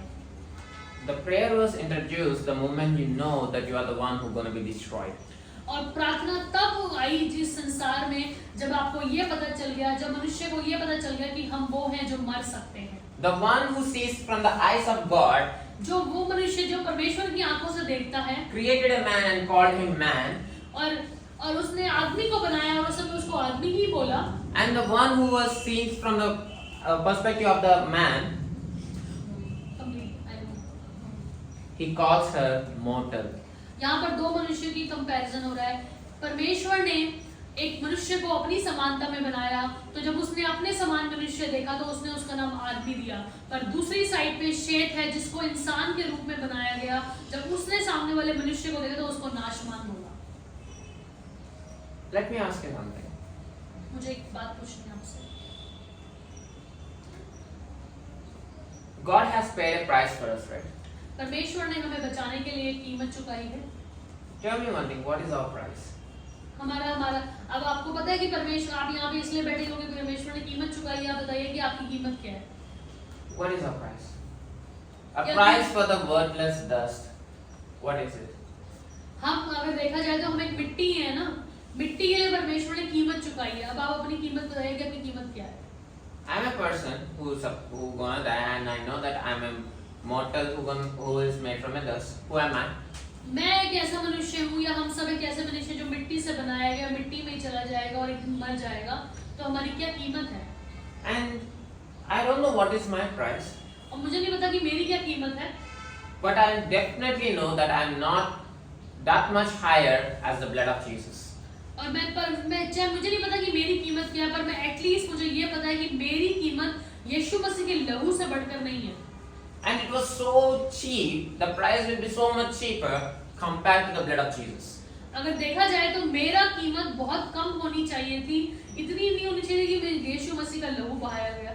And now imagine, अब सोचिए, He is God, वो परमेश्वर है and still you say you are a sinner, you are worthless dust. और आप फिर भी बोलते हैं कि आप मिट्टी हैं, बेकार मिट्टी हैं और एक पापी हैं। He did not hear your words. और फिर भी उसने आपकी बात को नहीं सुना, Rather, He wants to buy you और फिर भी उसने आपको खरीदने का सोचा, because He wants to possess you, He wants to own you, क्योंकि वो आपको चाहता था, वो आपको अपना बनाना चाहता था। and He looked at you, और उसने आपकी ओर देखा and He did not care your insecurities. और उसने वो भी देखा कि आप अपने बारे में क्या सोचते हैं। He did not look at your infirmities or inferiority complex, उसने आपके अंदर जो भी हलचल चलती है उसको नहीं सोचा, but He said, for this person is valuable as me, so let me pay with my death. तो जब उसने आपको देखा तो उसने ये नहीं देखा कि आपके अंदर पाप है या कोई इनसिक्योरिटी, उसने देखा कि ये वो मनुष्य है जिसको मैंने खुद अपनी समानता में बनाया था, ये मेरे लिए बहुत ही बहुमूल्य है, मुझे इसको बचाने के लिए कुछ भी करना पड़े मैं करूंगा। और वहां पर यीशु मसीह ने अपना लहू बहाया। World calls you mortals, but God sees you as He is. संसार आपको नाशमान बुलाता है, पर परमेश्वर आपको बहुमूल्य बुलाता है और उसने हर एक कीमत चुकाई हमें पाने के लिए। and he paid a price for me with his own blood. उसने हमारे लिए उसको एक हमारे को कीमत चुकाई अपना लहू बहा के, To a point where his body has not even a single drop of blood. उसने थोड़ा सा लहू नहीं बहाया, 2 बोतल नहीं चढ़ाया, उसने इतना लहू बहाया कि उसके शरीर का एक एक कतरा भी निकाल ले गया। और बाद में क्या हुआ, अगर आपने पढ़ी हो बाइबल तो देखा कि जब उसको भेदा गया तो उसमें से पानी निकलने लगा कि What? सारा लहू उसने बहा दिया हमारे लिए। And now, what is the price we are paying for God? अब मैं आपसे सवाल पूछता हूँ कि उसने तो अपना लहू का कतरा से कतरा बहा दिया, अब हम परमेश्वर के लिए क्या कीमत चुका रहे हैं? Can I tell you the price that we are paying? मैं अब आपको बताऊँ कि आप क्या कीमत दे रहे हैं परमेश्वर को। Some of us, if we say to Lord, I adore you like this, और अब कई लोग हैं, आप में से कितने लोग हैं, हम लोग हैं जो परमेश्वर की ऐसे हाथ उठाते और कहते हैं परमेश्वर मैं आपसे बहुत प्यार करता हूँ। you will be thinking like it does not worth it. Let me sit and let me see. और फिर कई बार ऐसा होता है कि आए हम थक गए हैं, बैठ जाते हैं और फिर कहते हैं परमेश्वर मैं आपसे बहुत प्यार करता हूँ। You said different. I'm saying like he does not worth it. Let me sit and let me do पर my एक्चुअली own कुछ thing. और होता है ना। और कई बार हम एक्चुअली में ठीक है मैं एज इट इज कई बार हम सोचते हैं कि ओ जो परमेश्वर है उसकी आराधना करने वर्दी नहीं है तो हम बैठ जाते हैं Or let me worship while I was sleeping. और मैंने सोते सोते आराधना कर लूंगा। Oh, do I have to go out to my knees to pray? और क्या It मैं doesn't. सच्ची में घुटनों पे जाने की जरूरत है उस परमेश्वर के लिए? He can hear me anywhere. पर वो मुझे कहीं भी सुन सकता है। So let me pray while I was walking and working. और मैं ऐसे इसलिए वो कहीं भी प्रार्थना कर सकता हूँ, इसलिए मैं परमेश्वर की प्रार्थना तब करूँगा जब मैं अपने ऑफिस का काम करूँगा। God understands me a lot. He knows that I have work. He knows that I'm so busy. Let me pray. Let me, decrease his time. It's fine. परमेश्वर जानता है कि मैं उससे कितना प्यार करता हूँ और वो ये भी जानता है कि मैं कितना व्यस्त हूँ अपने जीवन में, इसलिए मैं ना काम करते करते परमेश्वर की प्रार्थना करूँगा। He is looking for the people who sees God as He is. पर परमेश्वर उन लोगों को ढूंढ रहा है जो परमेश्वर को वैसे देखते हैं जैसा वो है। That's why we go to our knees. इसीलिए हम आत्मा में जब हम प्रार्थना में जाते हैं तो हम घुटनों पर जाते हैं। I don't pray in the like every one of you. जैसे आप सब लोग प्रार्थना करते हैं मैं वैसे प्रार्थना नहीं करता। I don't pray much. मैं ज्यादा प्रार्थना भी नहीं करता। But if I pray, पर अगर मैं प्रार्थना करता हूँ, and if I do it in front of you, अगर मैं आपके सामने करूँगा, you will call me crazy. आप तो मुझे पागल बुलाओगे। Because the reverence that I give to Him, Reverence, मतलब जो आदर क्योंकि जो आदर मैं उसे देता हूँ that does not exist. वो है ही नहीं इस दुनिया में। At least in this generation. मेरी उसमें नहीं है जनरेशन में, जो जैसे मैं प्रार्थना और जो उस आदर में मैं जो प्रार्थना करता हूँ। And when you worship, पर जब आप प्रार्थना करते हैं you think like, oh, let me worship like this. Oh, what this person think, what other person think. पर जब हम प्रार्थना कर रहे होते हैं हमारे दिमाग में बहुत कुछ चल रहा होता है, सामने वाला बंदा क्या सोच रहा है, साथ वाला क्या सोच रहा है, बैठ जाता हूँ, मतलब बहुत कुछ चल रहा होता है। Let me tell you one thing about my prayer life. मैं आपको अपनी प्रार्थना के जीवन के बारे में एक चीज बताना चाहता हूँ। If I go for a fast, अगर मैं उपवास में जाता हूँ, I won't get down from my knees until I get my answer. अगर मैं अपनी प्रार्थना के बारे में बताता हूँ कि मैं ऐसे प्रार्थना करता हूँ कि अगर मैंने उपवास कर लिया और मैं घुटनों पर हूँ तो मैं घुटनों से तब तक नहीं उठता जब तक मुझे मेरी प्रार्थना का या मेरी बात का उत्तर नहीं मिल जाता। Maybe it will be days or weeks. और ये ऐसा है कि मैं ऐसे नहीं कह रहा हूँ कि 1 घंटे या 2 घंटे, कई बार वो दिन होते हैं, कई बार वो हफ्ते होते हैं। Until God comes visit me, I won't. और मैं ऐसा हूँ कि जब तक मैं अपने घुटनों पे बैठा हूँ मैं तब तक नहीं उठूंगा, चाहे वो घंटे हो, चाहे वो दिन हो, चाहे वो हफ्ते हो, मैं तब तक नहीं उठता जब तक परमेश्वर खुद आकर मेरे से बात नहीं करता। Let me ask you now. अब मैं आपसे पूछना चाहता हूँ, You will still come to the church if I don't pray like that? मैं आपको ये बताना चाहता हूँ कि मैं इसलिए मतलब कि मैं इसलिए अगर मैं ऐसे प्रार्थना नहीं करूँगा तब भी आप लोग चर्च आएंगे। Yes, will you come, right? You all will come. आप फिर भी आएंगे ना चर्च अगर मैं ऐसे प्रार्थना नहीं कर रहा हूँ। Because you don't know about my prayer life at all. आपको तो मेरे प्रार्थना के जीवन के बारे में कुछ भी नहीं पता, आप फिर भी चर्च आते हैं। Right? So now imagine, just I say like, oh, not other pastors are not doing that. Why should I do it? और मैं भी ऐसा कर सकता हूँ कि दूसरे तो पासवान ऐसा नहीं कर रहे तो मैं ऐसा क्यों करूँ? The other pastors are just coming to the church and opening some theologies and talking some words. That's fine. और जो परमेश्वर के दूसरे जन हैं वो तो प्रार्थना ऐसे नहीं करते, वो आते हैं परमेश्वर का वचन सिखाते हैं और that's it। Let me also do the same. और मैं भी ये कह सकता हूँ कि मेरे को भी ऐसा करना चाहिए। If I do that, maybe I will get more people. और मे भी क्या सिर्फ अगर मैं ऐसा करने लग जाऊँ कि जो ऐसे दूसरे पासवान करते हैं, मे भी मेरे चर्च में सिर्फ 12 लोग नहीं 1200 लोग हो जाए। Yes or no? ऐसा ही होगा ना। I can go into the deep theology and say like, this is the root word, this is the root word, and you will think like, oh, I'm learning. और मैं बहुत गहरी शिक्षा दे सकता हूँ जो सामने वाले को बहुत लुभाएगी और लोग कहेंगे मैं बहुत सीख रहा हूँ, मेरा चर्च बढ़ता जाएगा, मैं भी तो ऐसा कर सकता हूँ। No, I'm saying like Greek words, like some theology words. You learn new words. Deep teachings basically. Not deep teaching, some theological teachings. मैं मतलब गहरी शिक्षा मतलब क्रक्स वही है। थियोलॉजी मतलब कि वो ग्रीक मतलब मैं भी बहुत बड़ी बातों का और ग्रीक हिब्रू भाषाओं का यूज करके आप लोगों को समझा सकता हूँ जो लुभाएंगी लोगों को चीजें और सब लोग कहेंगे हाँ मैं बहुत सीख रहा हूँ। That's when you will feel like, oh, I'm learning this language. I'm learning something new in the church. और तब आप उस समय उस स्थिति में होंगे जहाँ पे आप कहेंगे मैं नई भाषा सीख रहा हूँ, मैं नई प्रकाशन को सीख रहा हूँ। But you won't see me teaching those. पर आप मुझे तो ऐसा नहीं देखते करते हुए। Rarely I will use the Greek and Hebrew words. और मैं हार्डली ऐसा कोई शब्द यूज करता हूँ जो हिब्रू से और ग्रीक भाषा से हो। And yes, maybe you think like, okay, if I have to compare myself to the other pastors, अगर मुझे अपने आप को दूसरे पासवानों से कंपेयर करने की जरूरत है तो I doesn't need to pay that much price, right? अगर ऐसा हो तो मुझे जो मैं प्राइस पे करता हूँ, जो मैं प्रार्थना करता हूँ, मुझे वो करने की जरूरत नहीं है। If I start looking for people around me, अगर मैं लोगों को देखना शुरू कर दूँ जो मेरे पास हैं and compare myself with them, और मैं उनसे अपने आप को कंपेयर करूँ, I am paying the price for myself. मैं सिर्फ अपने लिए उस पैसे को, उस कीमत को चुका रहा हूँ। If I am doing it for the church, maybe I am paying the price for the church. पर अगर मैं चर्च के लिए वो कर रहा हूँ तो शायद मैं चर्च के लिए कीमत चुका रहा हूँ। But if my focus that I am paying the price for God, पर अगर मेरा जो उद्देश्य है वो ये है कि मैं परमेश्वर के लिए उस कीमत को चुका रहा हूँ, I will pay the price that deserves Him. मैं वो कीमत चुकाऊंगा जो जिसके वो लायक है। I know that there is no price that I can pay that He can deserve. मैं जानता हूँ कि मैं ऐसा कोई भी कीमत नहीं दे सकता जो परमेश्वर के लहू की कीमत चुका सके। फिर भी But it will give my satisfaction when I pay my 100%.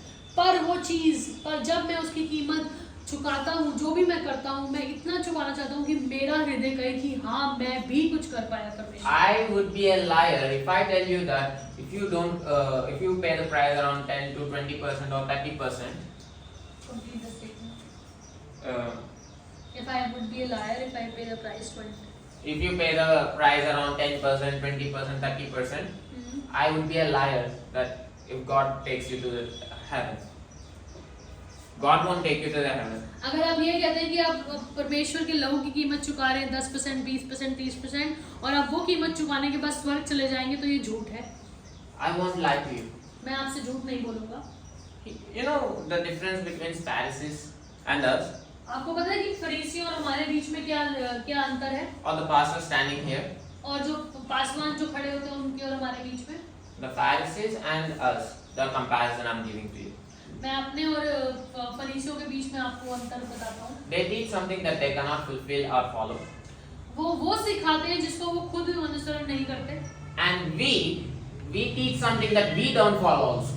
और हम भी वही करते हैं जो हम बोलते हैं पर हम करते नहीं हैं। How can our righteousness will exceed the righteousness of Pharisees? तो फिर कैसे हो सकता है कि मेरी धार्मिकता फरीसियों की धार्मिकता से बढ़कर हो जाए? And enemy also preaches the word that it does not follow. और शैतान भी ऐसा ही है, मतलब तीनों में हमें समानता है, फरीसियों में, हम में और शैतान में, कि जो हम बोलते हैं उसे पे नहीं चलते हैं। But where is the genes of God? पर कहाँ है जो परमेश्वर का डीएनए हम में? Right? Is it sleepy? No. क्या आपको नींद आ रही है? Is it boring? अगर नींद आ रही है तो पानी पी लीजिए। Why are you coming to the church? क्यों हम चर्च आते हैं? One day a week. सप्ताह में एक बार। And in one day also we spend hardly around 5 to 6 hours. और उस एक दिन में भी हम सिर्फ 5 से 6 घंटे बिताते हैं परमेश्वर यहाँ पर। Like we have 7 days, but yet we spend around 7 hours hardly in the church. मान के चलते हैं कि हफ्ते में मान के नहीं चलते, मतलब हफ्ते में 7 दिन होते हैं, उस 7 दिन में हम ये मान के चलते हैं कि हम चर्च में 7 घंटे बिताते हैं. And in 7 hours, you are so busy thinking about yourself or something else, but have you ever paid your full attention to God? उन 7 घंटे में भी हम अपने इतना बिजी हैं कि हम सिर्फ अपने बारे में, अपनी परिस्थितियों के बारे में, आसपास के बारे में सोचते रहते हैं. क्या उन 7 घंटे में भी हमने कोशिश करी कि हम उस परमेश्वर का, उसकी कीमत को चुकाएं जो उसने हमारे लिए किया है?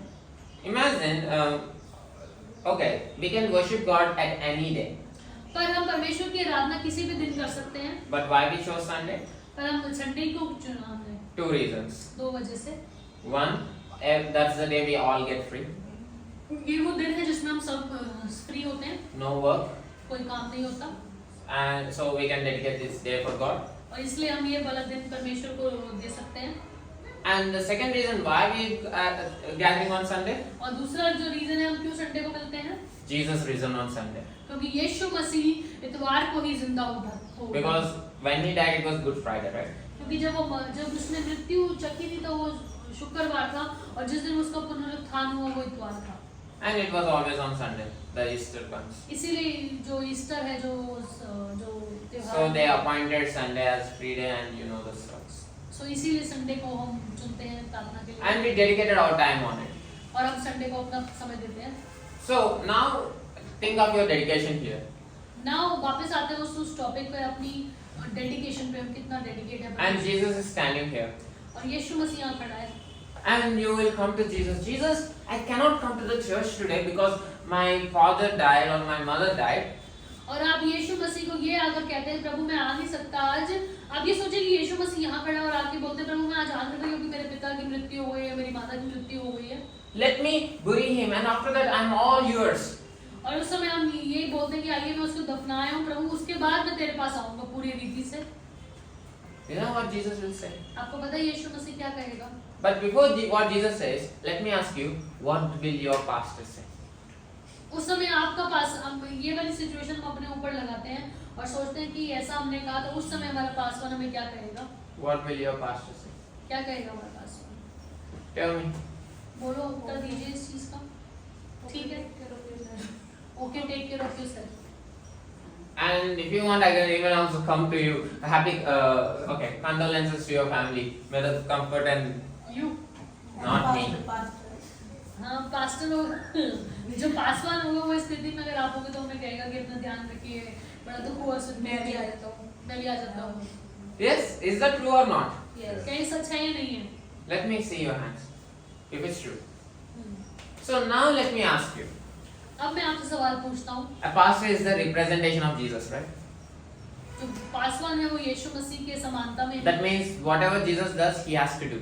इसका मतलब ये है कि जैसे यीशु मसीह करते थे वैसे पासवान को भी करना है. So now, if Jesus is here right now, अगर यीशु मसीह यहाँ पर है इस समय, and if you come to the Jesus and say the same situation, और आप यीशु मसीह को आगे यही वाली सिचुएशन बताते हैं, what will Jesus say? यीशु मसीह क्या कहेगा? Let the dead bury the dead, just follow me, come to the church. और यीशु मसीह कहेगा कि जिन्होंने मरना था वो मर गया, जिनको दफनाना है तो तुम यहाँ पर आओ. And you will think like, my pastor does not have heart, और उस समय आप कहेंगे कि हमारे पासवान के पास दिल है ही नहीं, पत्थर का दिल है. right? Maybe he doesn't have parents, that's why he was doing like this. क्योंकि उसको पता ही नहीं कि ये क्या चल रहा है, प्रेम नहीं है, he doesn't love and all that. Or if Joseph dies, then maybe he will understand. और शायद यूसुफ जब मरेगा तब शायद यीशु मसीह को समझ में आएगा. So many complaints, right? ऐसे हम करते हैं ना. And I don't, if I say the same to you, अगर मैं आपको ऐसा कहता हूँ, I don't think I will ever see you on Sundays again. और मुझे ऐसा लगता है अगर मैंने भी ऐसे ही बोल दिया तो मुझे नहीं लगता आप में से कोई भी वापस इस चर्च में आने वाला है. Because Jesus also did not see that disciple after that. क्योंकि यही हुआ, जब अगर आप पैराबल को पढ़ेंगे तो यीशु मसीह ने कहा कि मुर्दों को मुर्दे गाड़ने दे, तू मेरे पीछे हो. और ये बातें सुनकर वहाँ के लोग, बहुत सारे लोग वहाँ से चले गए. That is the price. ये है वो कीमत जो हमें चुकानी है. And let's go to book of Revelation. हम प्रकाशित वाक्य में चलते हैं. That means मतलब जो crux है वो यही है कि there is no compromise with God. Even on the death, somebody died today in this era also. Yeah. कोई भी अवस्था उससे ज़्यादा Don't let anything to come between you and God. 1 verse 10. Verse 10. पहला प्रकाशित वाक्य उसका 10 It says, I was in the spirit on the Lord's day. कि मैं प्रभु के दिन आत्मा में आ गया. That's it. I was in the spirit on the Lord's day. कि मैं प्रभु के दिन आत्मा में आ गया. What is the Lord's day? क्या है परमेश्वर का दिन? Sunday. Now you understand why you're dedicating your Sunday again. आपको समझ में आया कि क्यों हम संडे परमेश्वर को देते हैं? It's the Lord's day. That's why we're giving it for the Lord. और ये क्योंकि ये परमेश्वर का दिन है इसलिए हम परमेश्वर को दे रहे हैं. And why else we're giving Sunday to God? और हम क्यों संडे को दे रहे हैं परमेश्वर के लिए? What is the first day of the week? Sunday First day of the week. पैसा विद्वान And fasting belongs to who? God. Right? No, apostle, you are lying. I have my wedding, I have to go. I have a wedding. Yeah. I have a wedding, I have to Sunday go. होती है wedding. Yeah. I could not come to church because my wedding on Sunday. Yeah. I'll talk to you later. About this. Sorry, repeat. I forgot. You were also in my wedding. Sunday. That was in the evening. And but for the record, I never missed my church. Yeah. बोलो आपके मैं बताना चाहता हूँ कि मैंने कभी भी अपना चर्च मिस नहीं किया. I never missed my मैंने church नहीं for the मानी. record. बोलिए. So now imagine I have a wedding or I have my friend's function. Let me go. I cannot come. मेरा आज दोस्त की शादी है इसलिए तो मैं संडे आ नहीं सकता. Why are you giving your Lord's day to someone else? आप अपने परमेश्वर का दिन किसी और को क्यों दे रहे हैं? Apostle, you don't understand. It's my family. They won't talk to me. They won't come to my wedding if I don't go. प्रभु आप नहीं जानते भाई अगर मैं उनकी शादी में नहीं जाऊंगा वो भी मेरी शादी में नहीं आएंगे. ये समाज है मुझे करना पड़ता है. Let's go to book of Matthew chapter 10. आइए मत्ती 10 में चलते हैं. And this is the true gospel. We need to pay the 100% price. Even 99% is not enough. Matthew मत्ती ना? Yep. Oh, you don't know Matti. Do you know Matti? Yes. Oh, Matti मतलब. I can at least understand.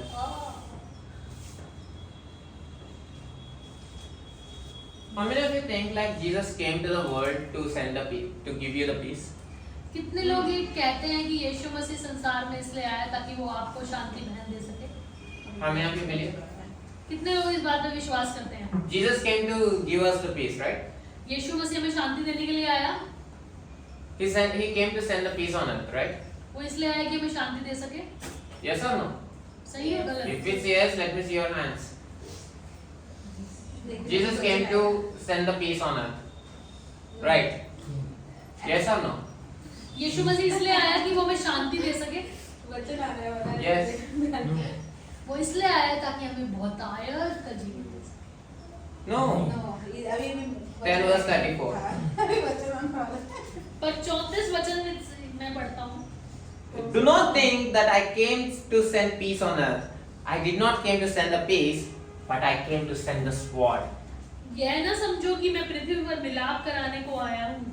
मैं मिलाप कराने को नहीं पर तलवार चलाने आया हूँ. For I come to set a man at variance against his father, and the daughter against her mother, and the daughter-in-law against her mother-in-law. मैं तो आया हूँ कि मनुष्य को उसके पिता से, बेटी को उसकी माँ से और बहू को उसकी सास से अलग कर दूँ. And the man's enemy shall be there of his own household. मनुष्य के बैरी उसके घर के ही लोग होंगे. He that loveth father and mother more than me is not worthy of me. जो माता पिता से मुझसे अधिक प्रेम वह मेरे योग्य नहीं है. And he that loveth son or daughter more than me is not worthy of me. और जो बेटा या बेटी से मुझसे अधिक प्यार करता है वह मेरे योग्य नहीं. You know what does it mean? आपको पता है इसका क्या मतलब है? It means when you pay your 100% price, your father or your mother won't be happy with you. इसका मतलब ये है कि जब आप यीशु मसीह को 100% समय देंगे और कीमत चुकाएंगे उसकी, उस समय आपके माता और पिता आपको पसंद नहीं करेंगे. Or your son or daughter won't be happy with you. आपके बच्चे भी खुश नहीं होंगे आपसे कि ये तो चर्च पिता यीशु करते रहते हैं. And we doesn't need to talk about the relations. और Relatives. हमें रिलेटिव्स के बारे में बात करने की जरूरत नहीं है. Right? And you know what God says? आपको पता है यीशु मसीह क्या कहता है? He always says as a parables. हमेशा वो दृष्टांतों में समझाता है। You will be saved, but you're not your mother. वो हमेशा कहता है कि तुम बचाए जाओगे पर आपके माँ नहीं बचाई जाएंगी। And your mother will be come to Gurudwara or somewhere. और आपकी माता पिता कहेंगे आप गुरुद्वारे चलते हैं, ये चलते हैं, वहाँ Don't think like I'm pointing you. ये मैं सोचना कि मैं आपके बारे में किसी के बारे में यहाँ पर स्पेशली बात कर रहा हूँ। But if you feel like I'm talking to you, पर अगर आपको लगता है कि मैं आपसे बात कर रहा हूँ, clap your hands because God is speaking to you. You came here saying like God speak to me. अपने तालियां बजाएं क्योंकि परमेश्वर आपसे बात कर रहा है। But now don't complain that God is not speaking to you. Okay? तो अब मत कहना कि परमेश्वर आपसे बात नहीं करता, वो सबसे बात करता है।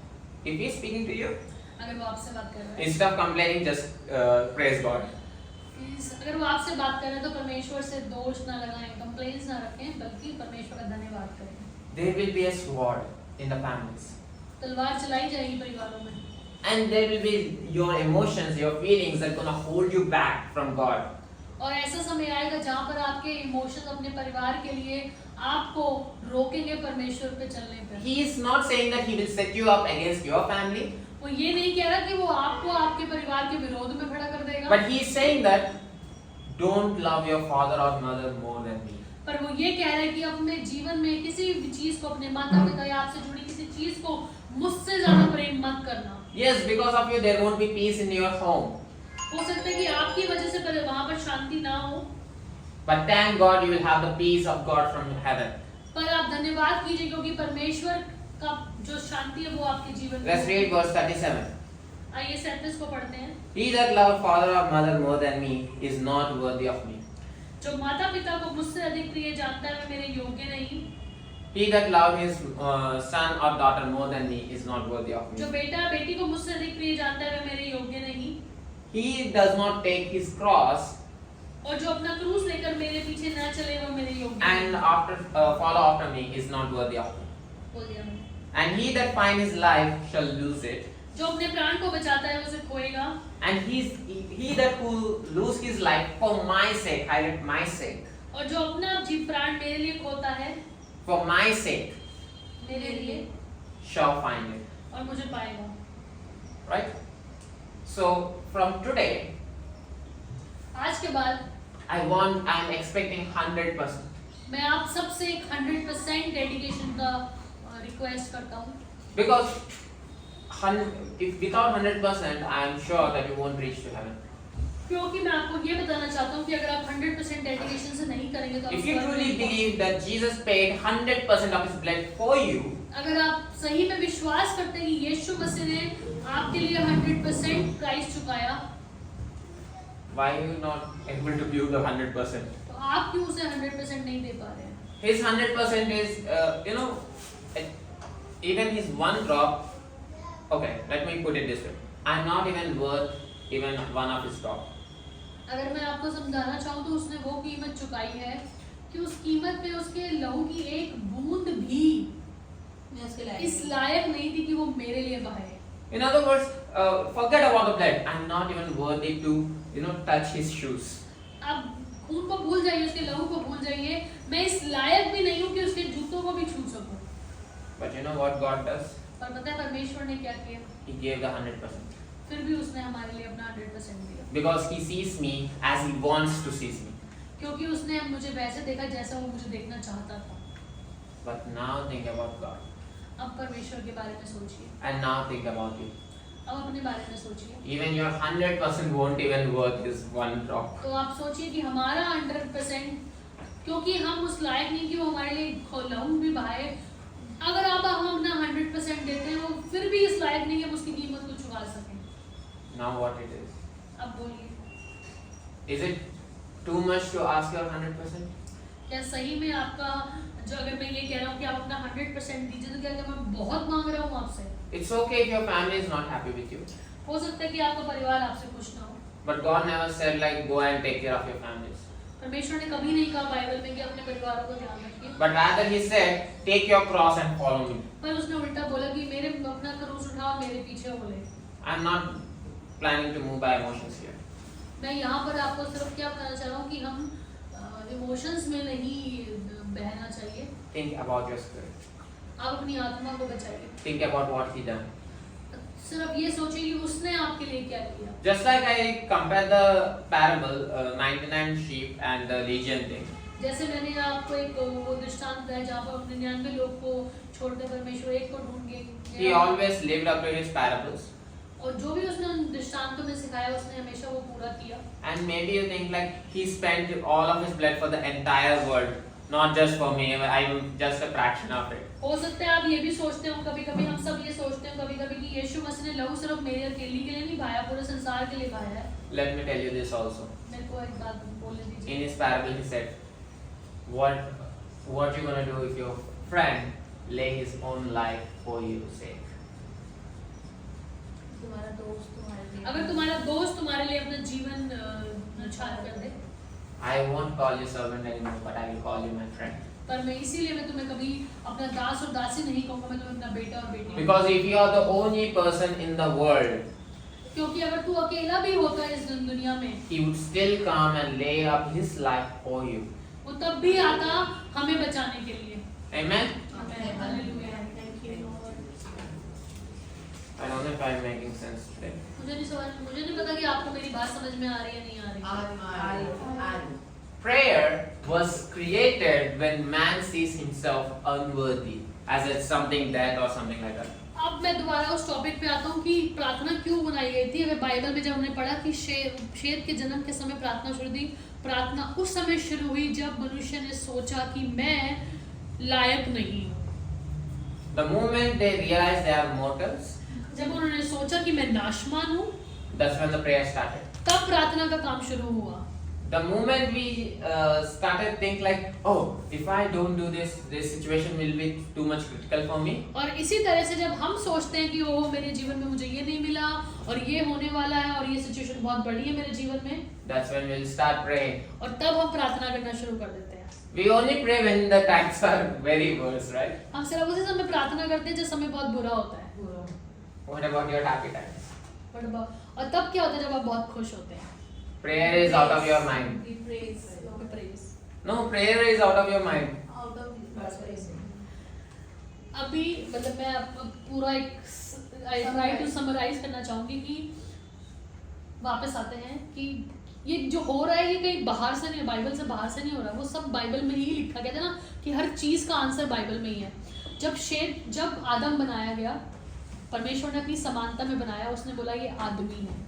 पर जब आदम ने एक आदमी को बनाया, शेत को, और शेत ने जब एक आदमी बनाया तो उसने बोला ये नाशवान है। और तब यहोवा से लोग प्रार्थना करने लग गए जब उन्होंने सोचा कि हम नाशवान हैं। इसी तरीके से हम अपने जीवन में प्रार्थना कब करते हैं? जब हमें कुछ चाहिए होता है, कुछ लेना होता है या किसी समस्या में होते हैं, हम तब प्रार्थना करना शुरू कर देते हैं। पर जब हम खुश होते हैं तब क्या हम तब प्रार्थना करते हैं? तब बैठ के सिर्फ धन्यवाद करते हैं? And in the Bible, there are two different words that have been used. Bible में दो तरीके के वचन यूज करे। In some context, God said pray. और कहीं पे परमेश्वर ने बोला प्रार्थना। In some context, He said ask. और उसने कहीं जगह बोला कि मांगो। You will pray when you think like you are mortal. और तुम प्रार्थना तब करोगे जब तुम सोचो कि तुम नाशवान हो।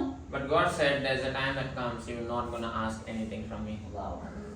और एक वचन है जहाँ पर हम ये सब जानते हैं वाला वचन, मांगोगे तो तुम्हें दिया जाएगा, मांगोगे तो तुम्हें दिया जाएगा। पर उससे पहले एक लाइन लिखी गई है, उस समय तुम मुझसे कुछ ना पूछोगे, मांगोगे और तुम्हें दिया जाएगा। मतलब हम आत्मा में उस स्थिति में आ जाएंगे कि हम जान जाएंगे कि हम मांगेंगे भी नहीं तब भी हमें परमेश्वर दे देगा। अगर आप इस वचन से पहले का लाइन पढ़ेंगे ना, जब आज ये पढ़ना जाके कि आज तुम मांगोगे तो तुम्हें दिया जाएगा, उससे पहले लिखा है कि उस दिन तुम मुझसे कुछ ना पूछोगे, मांगोगे और तुम्हारे लिए हो जाएगा। मतलब बिफोर इवन वी आस्क, मांगने से पहले परमेश्वर मेरे लिए कर देगा।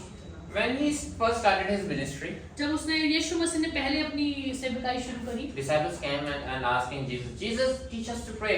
John is teaching his disciples how to pray and fast. जब यीशु मसीह ने अपनी सेवकाई शुरू करी, यीशु मसीह के चेले आए प्रभु प्रभु प्रभु मुझे प्रार्थना करना सिखाओ। जो यूहन्ना है वो अपने चेलों को प्रार्थना करना सिखाता है। You know what Jesus taught? आपको पता है यीशु मसीह ने वहाँ पर क्या कहा? Do not pray like Gentiles, because they use many words thinking like their words will be heard by their और God. यीशु मसीह ने कहा कि अन्य जातियों की तरह प्रार्थना मत कर, क्योंकि वो बहुत बड़े बड़े शब्दों का इस्तेमाल करके चौराहों पर खड़े होकर बड़ी बड़ी प्रार्थनाएं करते हैं। Rather, he said, Father, hallowed be your name, meaning worship.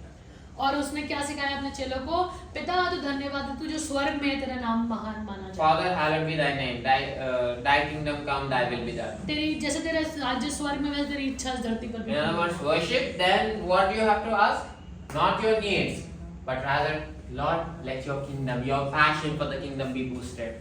और वहाँ पर परमेश्वर ने ये नहीं सिखाया, यीशु मसीह ने अपने चेलों को ये नहीं सिखाया कि प्रार्थना करो और मांगो। उसने कहा कि प्रभु तू जो स्वर्ग में है, तू महान माना जाए, तेरा राज्य आए, जैसे तेरी इच्छा स्वर्ग में पूरी होती है वैसे इस धरती पर भी हो। मतलब यीशु मसीह ने क्या सिखाया कि परमेश्वर के नाम को महिमा मिले और उसका राज्य बढ़े, सिर्फ ये सिखाया। And if you see, even go down, if you go down, अगर आप नीचे और उस पैराबल उस चैप्टर में बढ़ेंगे, he says the most richest king in the whole Bible is Solomon. उसने बोला, अगर आप इसी वाले पहरे को पढ़ेंगे तो उसने लिखा कि जो इस दुनिया का सबसे अमीर राजा था Suleman. He said, look at the lilies of the valley, उसने बोला कि उस लिलीज को, फूल को देखो, birds in the air, और जो चिड़ियां हैं जो हवा में उड़ती हैं, they won't even worry and God provide for them. परमेश्वर जो लिली जो सबसे सुंदर फूल होता है, जो प्रार्थना नहीं करता, जो कुछ नहीं कहता, और जो चिड़िया है जो ना बोती है ना काटती है, अगर परमेश्वर उनकी चिंता करता है, And how much more your heavenly Father will take care of you. Do not worry about what you wear, what you're gonna eat, where you're gonna stay. और फिर तुम क्यों अपनी चिंता करते हो जिसको परमेश्वर ने अपने हाथों से बनाया। Amen. आमीन। And he said, your heavenly Father knows that you all need all these things. इसीलिए तुम्हारे स्वर्गीय पिता को पता है कि तुम्हें क्या क्या चाहिए, And he will give it to you more if he gives to the lilies and the birds. और इसीलिए अगर वो उस फूल को टेक केयर करता है, उस चिड़िया की टेक केयर करता है, वो तुम्हारी क्यों नहीं करेगा। So before you ask me, teach me to pray, इससे पहले कि अगर आप मेरे से ये पूछें कि मैं आपको प्रार्थना करना सिखाऊं, or if I don't pray, what should I do? अगर मैं प्रार्थना ना करूं तो फिर मैं क्या करूं? Let me answer you that seek the kingdom of God and righteousness, and everything shall be added up to you, and do not be worried about tomorrow, for tomorrow will worry of itself. अगर आप मेरे से पूछें कि अगर आप, जैसे मैं आज का मैं आपको ये सिखा रहा हूँ कि प्रार्थना मत करें, तो आपके मन में सवाल आएगा कि मैं प्रार्थना न करूँ क्या करूँ। तो मैं आपको ये कहना चाहता हूँ कि परमेश्वर के राज्य की खोज करें, और जब आप उसकी खोज में चल रहे होंगे हर एक चीज आपके पीछे एडेड हो, जैसे बाइबल में लिखा है, seek the kingdom and everything shall be added unto you, कि आप परमेश्वर का राज्य ढूंढे और सब कुछ आपके पीछे हो जाए। And as she said, God never answers your prayer because you pray, but He answers your prayers because He loves you. जैसे कि मैंने उस दिन वो प्रकाशन पाया रात को कि परमेश्वर मेरी प्रार्थनाओं का उत्तर नहीं इसलिए नहीं देता क्योंकि मैंने प्रार्थना करी, वो मेरी प्रार्थनाओं का उत्तर इसलिए देता है क्योंकि वो जानता है कि मुझे क्या चाहिए। वो उससे पहले ही, मेरी प्रार्थना करने से पहले ही मेरी हर एक चीज का प्रोविजन कर देता है। And you know what else happened that day? आपको पता है कि उस दिन और क्या हुआ? Every time you think like you pray, your prayer was answered. और जब भी आप ये सोचते हैं कि मेरी प्रार्थना का उत्तर आ गया, Before you, God seen that this is good for you, परमेश्वर देखता है कि ये चीज आपके लिए अच्छी है, and you thought like, okay, God, I want this, I want this, I want this. और आप कहते हैं मुझे प्रभु चाहिए चाहिए चाहिए चाहिए, But He will wait until you are ready. पर परमेश्वर उस सही समय का इंतजार करता है जब तक आप पूरी तरह तैयार नहीं हो। And before the time comes, you will be fasting for 40 days, 90 days, and 120 days. और उस tैयारी के समय में आप क्या करते हैं? प्रार्थनाओं में चले जाते हैं, 40 दिन का उपवास, 90 दिन का उपवास करते रहते हैं, Right? So, God answers. और परमेश्वर उत्तर देता है। And the thing that you don't know is, पर आपको एक चीज नहीं पता, whether you prayed or not, at that time you will get that thing. उस समय ऐसा होता है कि चाहे आप जब आप तैयार हो जाते हैं ना, उस समय ऐसा होता है कि आप प्रार्थना करें या ना करें, परमेश्वर तब भी आपको देता है। You do fast or not, it does आप not कुछ matter. करें ना करें उसको कोई फर्क नहीं पड़ता, पर जब आप तैयार हो जाते हैं ना, तब परमेश्वर आपको If you feel like to get your breakthrough, your fasting is the price. अगर आपको लगता है कि आपको अपना उत्तर पाने के लिए आपको उपवास करने की जरूरत है, There's nothing you can get from God. आपको हाँ, अगर मैं दोबारा बोलती हूँ कि अगर आपको लगता है कि आपको कुछ पाने के लिए कुछ कीमत चुकानी पड़ेगी, उपवास करना पड़ेगा, ये करना पड़ेगा, कुछ नहीं होने वाला उससे। God never. कभी नहीं करता परमेश्वर। Because there's no price that you're gonna pay to God. You know, in the ancient times, if you want to approach the king, you need to approach with something that is according to his level. और पहले वाली क्या बोला भाई ने कि आपको लगता है कि आप 40 दिन का उपवास करके आपने उसकी कीमत चुका दी, आपको इसलिए परमेश्वर दे दिया, तो ऐसी कोई कीमत नहीं जो आप परमेश्वर को दे सकते हैं, क्योंकि वो तो इस दुनिया का मालिक है, वो सब कुछ बनाया है। हम उसे क्या देंगे, तो कुछ नहीं दे सकते उसे। पर एक उदाहरण से समझा रहे हैं कि पुराने समय में क्या होता था कि अगर आपको राजा के सामने जाना होता तो आपको एक उपहार लेके जाना होता था। You need to bring, if you want to be with the king, bring something that matches his worth. और आप उस समय क्या होता था कि अगर आपको किसी राजा से मिलना है तो आपको उसकी ऐश्वर्य, उसके सामर्थ्य के हिसाब से, उसकी अमीरी के सिंपल एग्जांपल, अगर हम किसी बहुत अमीर इंसान के घर में जाएंगे, 12 केले तो लेके जा नहीं सकते उसके घर में, हम वो गिफ्ट खरीदते हैं जो उसके स्टेटस से मैच करता है। Otherwise you think like, okay, he is thinking me cheap, obviously. और हमें लगता है कि अगर हम 12 केले लेके चले गए, प्रधानमंत्री देंगे, वो तो गरीब इंसान आ के Right?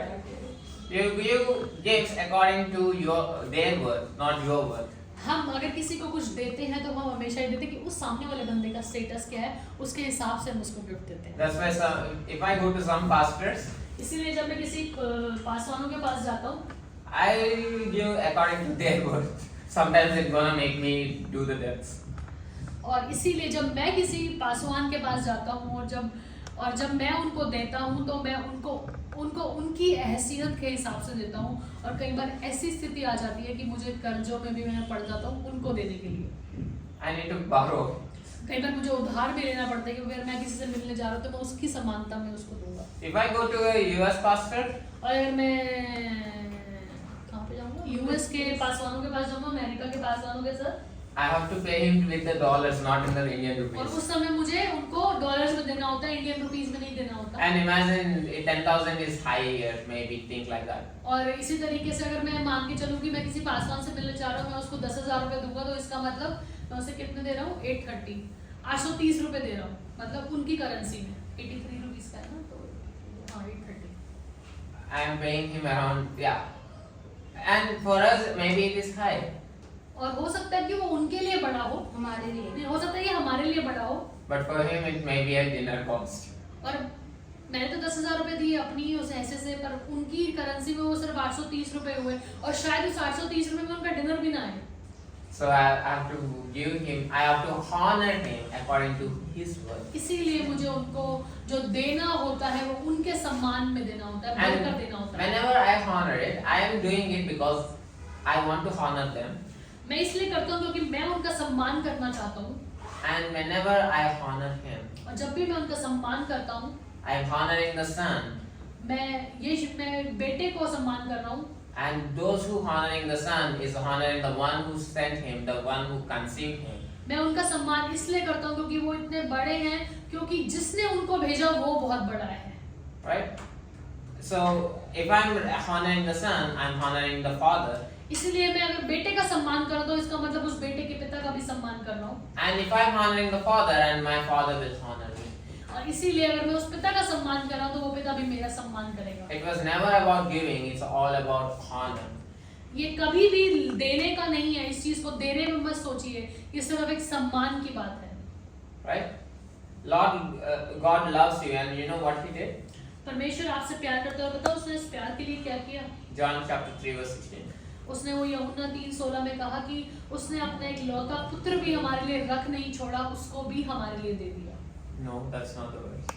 That's the verse. God so loved the world. God so loved the world that He has given His Oh, Son. yes. That's what I said. I thought you were reading from Romans 8. He did not spare His own Son, and what?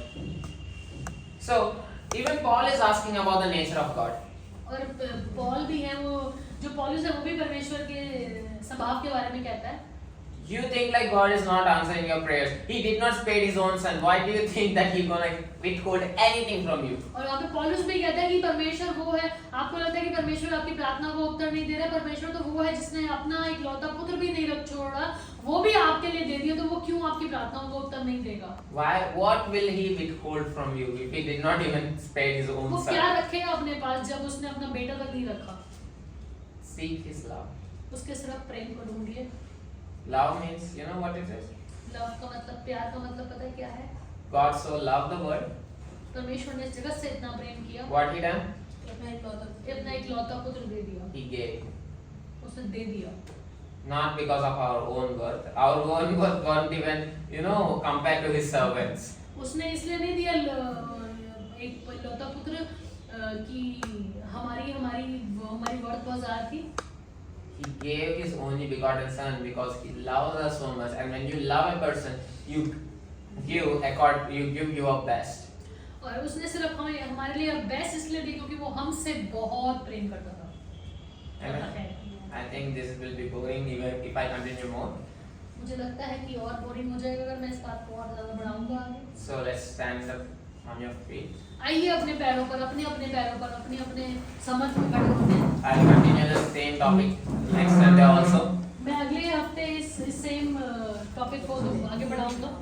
And maybe I will teach you full revelation of prayer. और मैं आपको और प्रार्थना की जो प्रार्थना क्यों करते हैं, क्या बोला परमेश्वर ने, उसके बारे में बताऊंगा। And we are not coming to the church. We are not going to the church to learn some theological words or some deeper teachings. और हम चर्च इसलिए नहीं जाते हैं वहाँ पर कि हम हिब्रू भाषा और ग्रीक भाषा का ज्ञान पा सकें। The only purpose of coming to church सिर्फ एक ही उद्देश्य है भवन में आने का, is to know the Lord. ये जानना कि परमेश्वर कौन है, To know the Lord, to know Him, to experience Him. हम सिर्फ परमेश्वर को जानना चाहते हैं और उसको पहचानना चाहते हैं। That's why every Sunday you see me teaching about His nature. इसीलिए आप हर संडे अगर आपने देखा होगा तो मैं बेशक चाहे मैं स्वर्गदूतों के बारे में सिखाऊं, चाहे मैं शैतान के बारे में सिखाऊं, चाहे मैं किसी भी चीज़ के बारे में, पर हर चीज़ को मैं रिलेट करता हूं परमेश्वर के प्रेम से, क्योंकि मैं चाहता हूं और यही सच्चा वचन है कि आप सिर्फ और सिर्फ उसके प्रेम को अपने लिए जाने। And let's sing to God. God, what can we give to you? और आइए आज परमेश्वर से पूछते हैं, प्रभु मैं आपको क्या